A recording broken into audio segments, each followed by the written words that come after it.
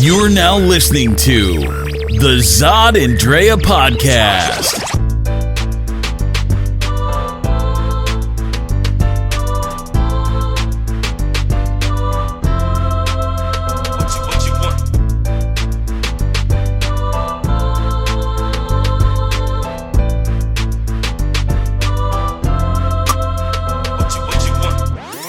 All right, and welcome to the Zod and Drea podcast. This is our first broadcast. How you doing there, Drea? I'm doing well. How are you, Zod? I am good. I'm good. Yeah, so, it's kind of fun having your own little podcast and being able to express yourself the way that, you want to without all the news and all the interference. What do you think about that? Oh, I think it's great. It allows us to just be ourselves, share ideas, and see what everybody else thinks and get everyone else's feedback, and they can join us in this. And that's just it. It's going to be all about feedback, people's participation, and getting to know who we are as a couple and also as individuals, but also getting to share some of our opinions and, wonder what the conversation would be like worldwide, if we can get it worldwide. Right now, we're just broadcasting from Phoenix, Arizona, but let's see exactly how far we can get. Right. Let's just see how far we can get. All right, so, we got a few things that are going to be on the agenda in case you're not sure of the platform, but we're going to be talking about some entertainment things. We're going to be talking about a little bit of relationship things, and I'm sure a lot of you will be able to know exactly what we're coming from either a male or female perspective, or, if you're in that gay relationship, if you're in that transsexual relationship, whatever it is, a couple's a couple. If you're poly, I don't know if we can help you. Right? But, it's not like we don't support it. Everyone has their life to live. And that's just it. So you got to live it. So when you understand that platform and what we're going to be talking about for the next 30 minutes, we want everything that you have. So don't just listen. We want you to think. We want you to participate, and make sure you check up on the website and all the social networks, which are pretty much Zod and Drea, whether it's Twitter, whether it's Instagram, whether it's Facebook, even the zodanddrea.com. So we're going to want everybody to come in on this, because it's not going to be just us. We're also going to be talking about you, whether you even know about it, whether you even think about it. And also on our website, we're going to list a question. And we want your feedback. We want you to call in on the number that's going to be designated on the website and tell us your thoughts. Tell us what you think. All right, cool. So I'm going to want to know what you have to say about, some of this craziness that's going on in the entertainment world, Drea. What are you hearing about? Well, I'm sad to hear this week that Garry Marshall passed away. Oh, I know. So he was the creator of Happy Days and Laverne and Shirley, and growing up, those were some of the staple type of shows that I grew up with. And, they were cheesy and they were corny, but they were fun. And so we found out this week he passed away. But I think the most devastating news of all is seeing how Chachi has turned into the most... Well, let's talk about some of the things that Garry Marshall has accomplished. So, we're talking about a man, like, you have to be at a certain age group also. So if you're one of these, millennials, you don't know what the hell we're talking about right now. You're like Garry Marshall, I don't know, didn't he just die a couple years ago? Hell Hydra. No, that was Gary Shandling. So Garry Marshall's a whole different entity, and this guy came out with a whole bunch of different shows. You may not know who the Fonz was, but... hell, you probably don't even know the term, or if you do, you may have heard of jumping the shark. That's because of the Fonz, and the Fonz only exist because of Garry Marshall. Laverne and Shirley, I mean, come on, Squiggy. These dudes were. Right. Who's the other dude? Who's Lenny and Lenny Squiggy. and Squiggy. Come on, man. Everybody had a Lenny and Squiggy in their family somewhere. Mork and Mindy. Remember my man Robin Williams? Comedic genius, a little crazy, but man, when he wanted to get his acting on, he did it. But where did he get his start, really? Mork and Mindy. Who brought that? Garry Marshall. My man, Gary. So, we also got, this Republican National Convention going on, and, speaking of Garry Marshall, considering the timing of his death, I don't know if you heard, but one of the characters that Garry Marshall had created, named of Chachi, who was part of the Happy Days crew, and some of the others, but he was played by actor Scott Baio. And Scott Baio spoke on behalf of Donald Trump. Now, I'm not that type of dude, but I know a lot of ladies growing up, man. 8 years old, 9, maybe 10, would love themselves some Scott Baio. Talk about it. Posters on the wall had the what do you call it? The little stickers on the lunch boxes. Come on, probably on the Trapper Keeper too. Oh, that's right. And the little glitter on his on the posters. You name it. I mean, growing up, there wasn't a girl I knew that did not have a Chachi poster somewhere. And then, at some point, the characters broke off. He had Chachi Loves Joni, or Joni Loves Chachi, I think it was the name of the show. And sad to say, this guy is now speaking on behalf of Trump, talking a whole bunch of bullshit and nonsense, and looking like a goddamn clown up there. I mean, did you see what he said, Drea? Not only did I see it, what also stuck with me was how he was so bent on this moral type of compass, how he wants America and Americans to act a certain way and be very righteous. But then, following his speech, he was interviewed on MSNBC, and I apologize, I don't remember the name of the person that interviewed him. Tamron Hall. Oh, she's amazing. And she's hot. And yeah, she is. And while they were interviewing him, just talking about what he spoke about, and again, all of the morality justifications and wanting to get America back on track with this way of thinking, they followed through with some of the Twitter posts that he had posted about a year ago and currently about 6 months ago. One was bashing Hillary Clinton. It was her face behind a poster, and the only 2 letters behind the poster were C and a T, and then another image was of Michelle Obama in just an expressional face. And it was more than a C and a T. It was C-U-N-T. It was bad. So he was called out for that behavior, and she asked him, well, if this is the behavior that you think that is moral, then what is it that you wanted to do? Why did you post this if you think that you're just this high righteous person? And he could not answer. You got to see it. If you ever get a chance, you got to go online and look at the MSNBC interview with Tamron Hall confronting Scott Baio about his Hillary Clinton tweets and his Michelle Obama tweets, and where he's absolutely disrespectful. It's like, this is the reason why Garry Marshall died, okay? He saw this bullshit up on stage and was like, I can't believe Chachi fucked up. You know what? Like I said on Twitter, Joni does not love Chachi. Joni loves black men. And that's what I'm talking about. Joni, what's up? Anyway, you know what? I think we got to take a little break here for a second. Oh, no, you know what? We're going to the relationship, right? We're going to relationship. Oh, my God. And I didn't have to announce it. I should just kind of slid it. See, the one thing is, you're talking to a couple that, we are actually dating. You got a black man with a Mexican-American woman. So, you're going to see all kinds of shit. You're going to see and hear all kinds of shit. So, I want you to get a little bit comfortable with us and maybe even know what we're about. Me, I come from New Jersey. I've been living in Phoenix for 8 years or something like that, by way of New York first, but then by way of Las Vegas.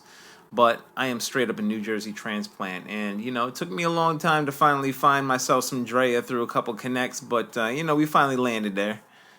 We sure did. I'm a native of Phoenix, 2nd generation. There's not that many of us here, and relocated to another state for a few years, but came back to Phoenix about 10 years ago, and just really am excited to see the changes going on here. And even though we've got some really crazy laws going on, a lot of politicians want to dictate who should be here, who should live here, and how they should live here. Fuck them. Yeah, they are not going to scare me. They're not going to dictate what I do in my life and what I do, how I love, who I love, and how I live my life. Yeah, lucky for us, we got Sheriff Joe Arpaio out here. The fucking government has been on this guy's ass for years. I have no idea why this guy hasn't been arrested for his tent cities and the way that he's just been treating his citizens. Whether they've committed a crime, whether they've been guilty or not, it doesn't matter. You don't treat human beings like that.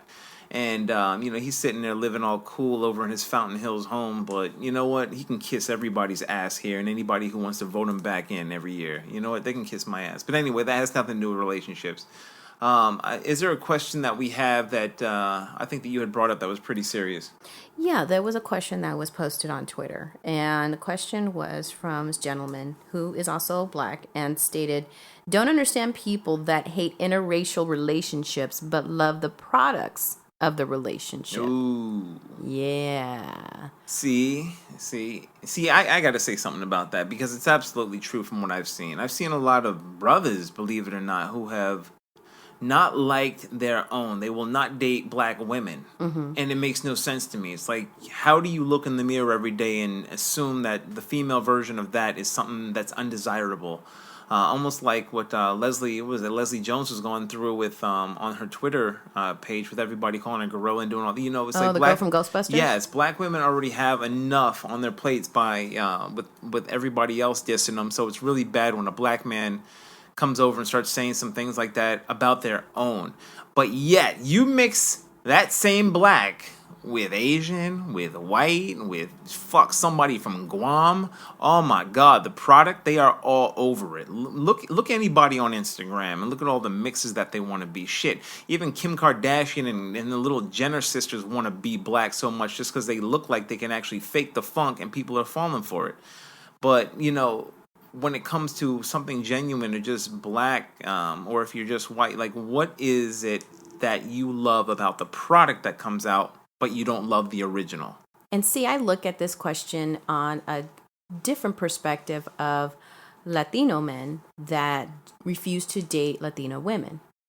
They're maybe even more attracted to a white woman. Whatever it is that is that they grew up thinking, what was the highest form of approval, whatever it is.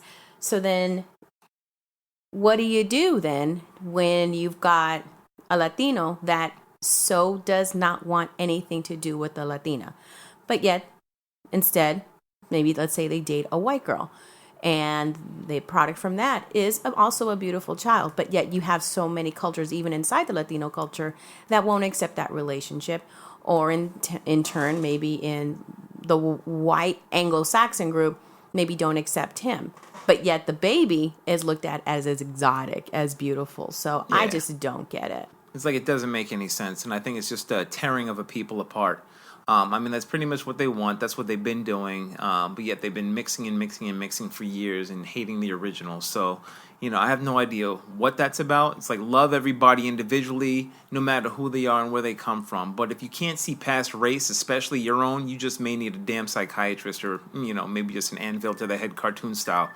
But, moving on. Please listen carefully. Hey, everybody. We wanted to use this time to let our listeners, especially in AZ, know of some important dates to keep in mind. I'm talking about the primary election dates and the general election dates. In Arizona, the primary election dates are on August 30th. The primary consists of elections for Arizona local and district seats. In my opinion, though, primary elections are the most important and impactful elections to affect our community versus the general. And I really ask that you take some time to look at who's running for office in your area, who's running for city council, who's running for school district. Really, what is going to impact you on a day-to-day basis is important. So please take the time to really research that. Now, the general election is November 8th, which determines the next president. And we all know how important that is. So again, keep the dates of August 30th and November 8th in your mind. All right. Welcome back, everyone. So our next topic for discussion today pertains to politics. Oh, here we go. So I don't know if you guys have seen the shit show of the RNC convention this week. Fucked up. I swear it's a whole comedy. Friend of mine had posted and broke it down the best way possible. He had stated first night plagiarism. Second night was, I think it was hating on, and I apologize, but either way, it was such a great breakdown. But either way, you just can't make this up of what's going on at the RNC right now. And there's just so much hate and confusion and distortion that I just don't see actual unity and actual politics being discussed. No, it's like what I'm saying. No, number one, no. It's a shit show. It's pretty much the anti-Hillary Clinton show. Like whether you're for or against or whatever, if you're going to vote for Donald Trump or if you're going to vote for Hillary Clinton, you usually vote the person not because of the other person, but you vote for that person, that candidate's policies. What can they do for you? What can they do for the country? What are the specifics that they put out that you will be able to follow? Either it's online, whether it's on your phone, wherever it is, they put out a plan of some sort that has some specifics that you can relate to, which will then generate a vote for that person. Instead, at the RNC, it's just Hillary, lock her up, USA, and like, what is that going to do for the damn country? Come November, you vote for Trump, what are you going to do for the country? What is that going to do? Instead, he just says that he has the best guys.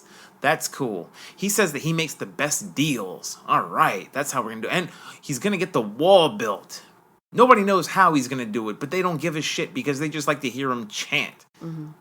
What is that going to do for anybody? What has that done for anybody? It's gotten him to where he is, but what's that going to do for anybody else? I don't think he and his team, I don't think they understand that the seat of the president, that is the highest government position. Non-for-profit. You are a servant of the community. You are not a business leader. You cannot take your tactics of bullying and shadiness and side deals here and there to really push policy into place, thinking that your choice and your say in the matter is the end-all be-all. We've seen with the Obama administration that's not true. If Congress ain't backing you up, ain't nothing going to get done. So that worries me that they just really, I don't think they understand that this is a government position. You are a public servant. Nothing that I've heard speaks to the public, speaks to what we can do to solve issues. Make America great. I'm make so America sorry. Great. Number one, and every day there's a new slogan: "Make America first, make America this." It's like, and look, I understand that that's their. I guess they're going off of a. God, what's the word I'm looking for? Not a campaign, but it's kind of like a campaign, a nightly type of a theme. That's what it is. It's a theme that they're going on every day. So make America, then make America, then eventually it's all because it's all great. Make America first again. Make America safe again. But I mean today, and considering this is so abnormal for anything, this convention, it's so abnormal considering Kasich isn't backing them up. They were like, Marco Rubio doesn't show the hell up in person. But he sends a video. Ted Cruz pretty much trashes. He was like the Benedict Arnold of the whole thing. It's actually really good to see. I'm surprised. I guess, once you insult somebody's wife, it's really... I thought that he got cuckolded. I'm like, oh my God, Ted Cruz is over there after Donald Trump. God said that his dad was like involved in the JFK killing, from reading the National Enquirer to his wife being this and that, to where Ted Cruz had to get all pissy about that. And I really thought he was going to get up on that podium and actually, start backing Donald Trump. I thought he was going to be a little pussy who got cuckolded, and he's sitting there watching Donald smash his wife from the back while he's sitting there holding the video camera. But instead, he actually sit there and he kind of went for self and told everybody to back who you want to back up in November. He did not endorse Donald Trump. I thought that was really interesting. He grew a pair. Yeah, he grew a pair. Whatever ones that he lost, what'd they say? Like, not to take it from Stephen Colbert, but that, the eunuchs. I mean, really thought that he left his balls at the door. But no, he actually kind of grew a pair, and amidst all the booing and everything. I mean, this is just unprecedented on what is being seen on this convention floor. And I'm really, really excited to see what the DNC is going to do as a result, because they now have, because first we had, Melania Gate. I mean, we're talking about a woman who straight said that she wrote the script. So she wrote the speech, her speech for her own husband who's running for president. And 2 paragraphs were lifted from the current first lady who her husband is always insulting, not just her, but, really Barack Obama. I mean, I just find that absolutely crazy that the words that she shares are of the liberal Democrat. Right, the most vile people that this convention is blaming everything on, and she plagiarized. If you were in school, if you're in college, go back to the day when you're in college, right? And you had to write a paper. If you straight up copied everything from someone else's speech, D. Or get kicked out. F. Right. Or get kicked out. Tuition gone. Right. Scholarship gone. Right. Fucked up. And let's say if you were in a corporation and you copied, say, a business plan or a strategy from somebody else that wasn't yours, you get fired. Fucked up. Right. Gone. What have they done to address this issue? Because it was blatant plagiarism. Only way that they addressed this was saying that they blamed the speechwriter. No, they didn't even do that first. No, they didn't blame the speechwriter. At first, they blamed Hillary. Oh, that's right.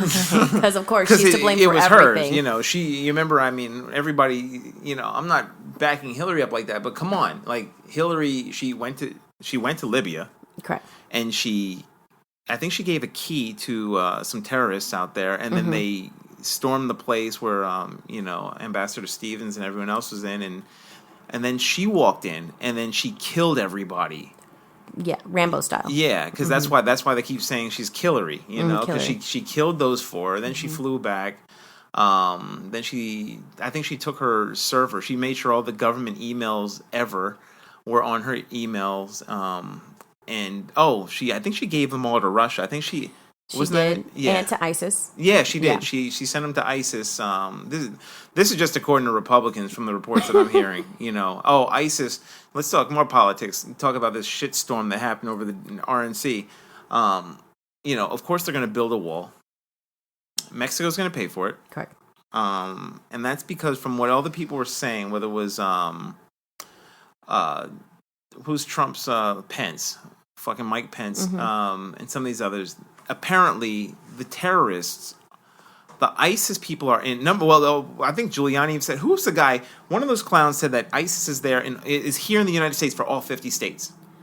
All 50 states, they're here. I have to look that up. I want to say it's Giuliani, but I'll have to look it up. It might have been a woman. I forgot who it was, but all 50 states has ISIS. I don't know how they already know this, but it's Obama's fault for ISIS being here in all 50 states. So considering the Republicans know that they're in all 50 states, they must know who they are and where they are, but, I guess they never looked that far. So Mexico is going to build a wall, but ISIS apparently is going to be traveling through Mexico, and that's why the wall needs to be built. Because they fly to Mexico, they come in with the illegal undocumented immigrants over the wall, but the wall's not tall enough. So that's how ISIS gets in and has blown up half the country already. And then they do like the whole on top of the shoulder, throw everyone over the fence. I saw it. Right. Yeah, I seen it. I seen it. It's like that's exactly what the Republicans have, according to their dictation. Catapult everybody. I saw it. Yeah, I saw it. They were there. We're so close to the border. It wasn't tall enough. There were like at least 85,000 ISIS. They had these ISIS T-shirts. I knew who they were. Right. But they had the tattoo on them. That's it. But according to the RNC, that's what's going on. So in other words, they are using fear in order to drive their votes instead of policy. What are you going to do? You're not going to build a fucking wall because it's going to cost like $24 billion to do it. So you're not going to do that. Mexico is not going to pay for the wall that you want built. You think that ISIS is going to come through the bottom when Canada is wide open. But apparently ISIS doesn't like Canada because it's too cold, so they like Mexicans. Like, what is do you know? Do I know how all of this is going? Do you know, what in the hell they're talking about? No. But again, it's all fear factor. It's all ignorance. And it's like, look, I'm just going to say this. If you are of Latino descent and somehow, some way, either you were born here many generations ago or you came over here from your family, to support a man that absolutely despises Latinos, despises Mexicans, it blows my mind that you think that would be someone that you would support. Do you think he really cares about you? Trump does not care about you. No matter how many T-shirts you wear of his, no matter how many fights you start with the opposing party, he doesn't care. And so does the other party. So why fight? So, we got to pose a question to you.